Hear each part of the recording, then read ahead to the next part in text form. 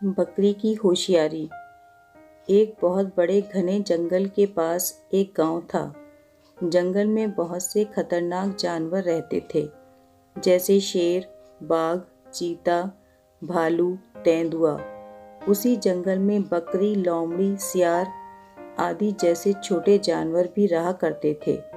दिन के उजाले में शेर, बाघ आदि जैसे जानवर आराम करते और रात के समय शिकार करते। शेर और बाघ की दहाड़ से सारा जंगल थर्रा उठता। एक बार गांव वाले इतना डर गए कि वे अपना घर छोड़कर दूसरी जगह चले गए। उन्हीं खाली झोंपड़ियों में से एक में एक जंगली बकरी अपने 4 बच्चों के साथ रहती थी। बकरी के सींग बड़े और नुकीले थे। उसकी दाढ़ी भी लंबी थी। बकरी के बड़े और नुकीले सींगों के डर से तो लोमड़ी और सियार जैसे छोटे जानवर दूर ही रहते। बकरी दिन भर अपने बच्चों को लेकर आसपास के जंगल में घास चरती और शाम होते ही अपने झोंपड़े में चली जाती। दिन तो किसी तरह कट जाता, लेकिन रात बड़ी मुश्किल से कटती।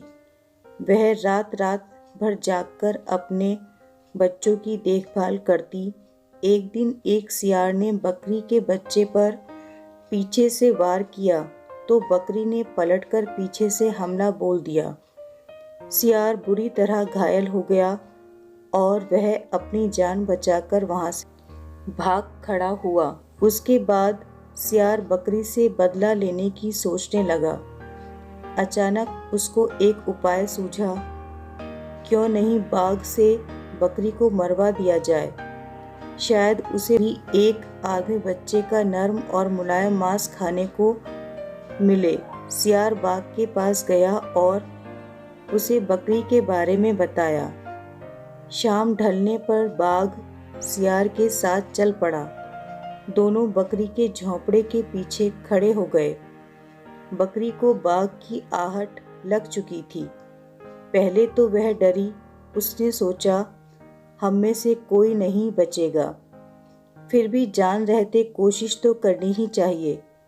बकरी साहस कर ऊंची आवाज में बाघ को सुनाकर बोली, अब मैं क्या करूं?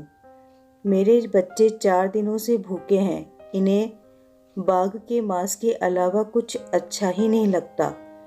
हे भगवान, अब तुम ही मदद करो। कल एक सियार मिला था।